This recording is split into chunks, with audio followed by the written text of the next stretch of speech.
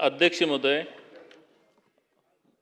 औचित्याच्या मुद्द्याच्या माध्यमानं माझ्या मतदारसंघातील एक सांगवरी उपसा सिंचनचा प्रकल्प आहे अध्यक्ष महोदय। पेचमधून भंडाराला पाणी येतं अध्यक्ष महोदय, ते 70 ते 80 किलोमीटर आहे।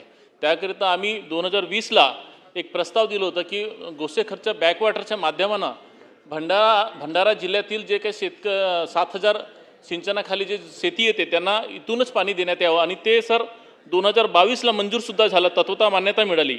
त्याच्यानंतर ती फाईल अनेक कमिटीच्या माध्यमानं पास करत राज्यपालांची मंजुरी घेतली अध्यक्ष महोदय। शेवटी आता फायनान्समध्ये ती 2दा-3दा अडकते अध्यक्ष महोदय।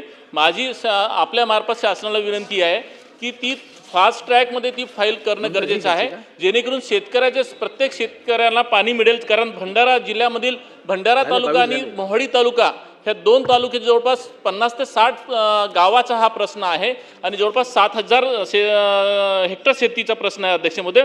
म्हणून हा अत्यंत महत्त्वाचा प्रकल्प माझ्या भंडारा जिल्ह्याचा आहे।